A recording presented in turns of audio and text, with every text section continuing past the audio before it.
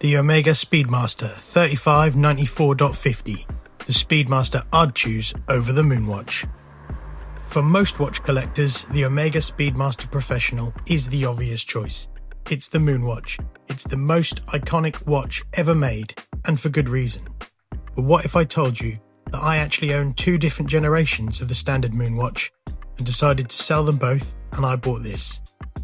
This is the Omega Speedmaster 3594.50, better known as the Speedmaster First Replica.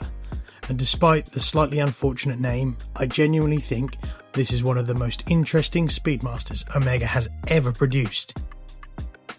Not only do I prefer it over a regular Moonwatch, I think it could end up becoming a future classic. So let's have a closer look. The story behind it. The 3594.50 was released in the late 1990s as a tribute to one of the very first Speedmasters, the CK2915 from 1957. The nickname First Replica simply comes from the fact that it was Omega's first serious attempt at recreating one of their vintage Speedmasters before vintage reissues became fashionable. Today we'd probably call it a heritage edition. Unlike today's faithful recreations, Omega weren't trying to build an exact copy.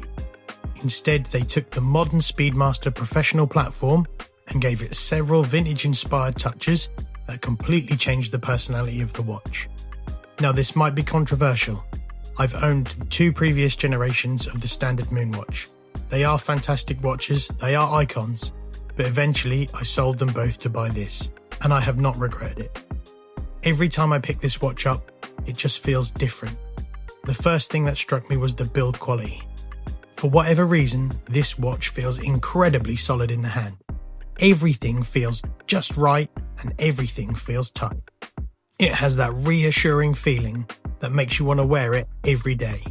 Whether that's psychological or not, I genuinely think this feels like a better built watch than the standard Speedmasters I've owned. What really sold me though are the details. The first thing is the beautiful grey dial. Depending on the light, it can look almost charcoal, and then suddenly turn a warm grey. It is subtle, it is understated, but it's so much more interesting than a flat black dial. Then we get to my favourite feature, the brushed steel tachometer bezel. Most Speedmasters have the familiar black bezel. It's iconic, but I've never been completely sold on the look. The brushed steel bezel completely transforms the watch. It feels industrial, it feels like a tool watch, it feels more rugged. It catches the light beautifully without needing attention.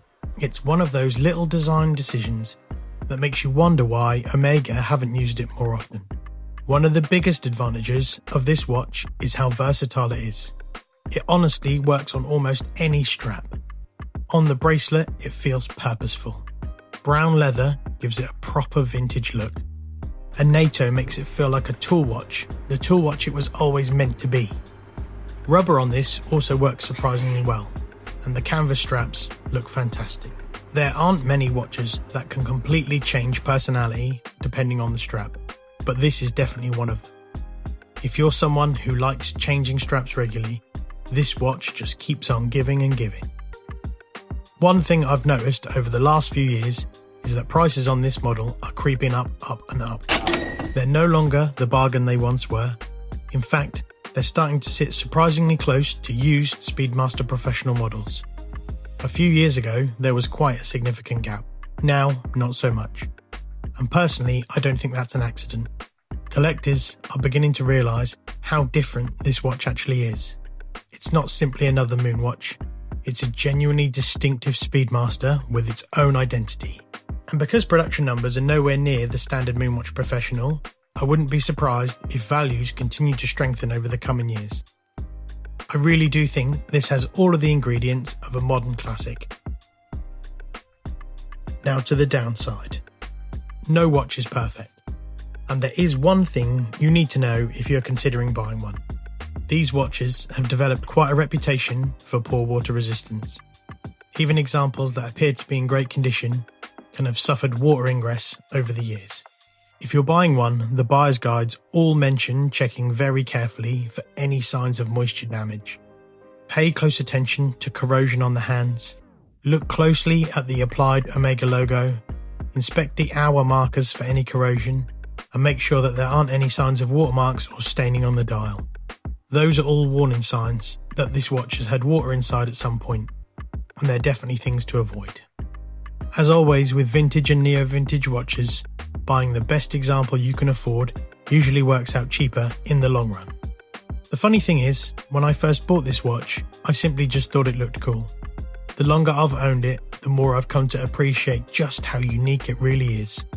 It has all the DNA of the Moonwatch, but it has enough individuality to stand on its own.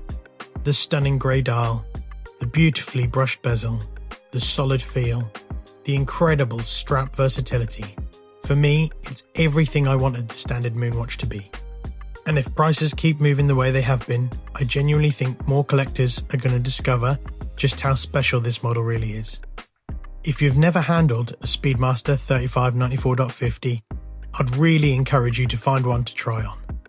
Just don't be surprised if you end up preferring it over the Moonwatch as well.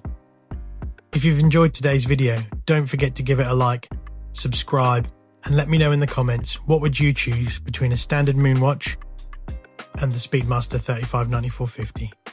And I'll see you all in the next one. Goodbye.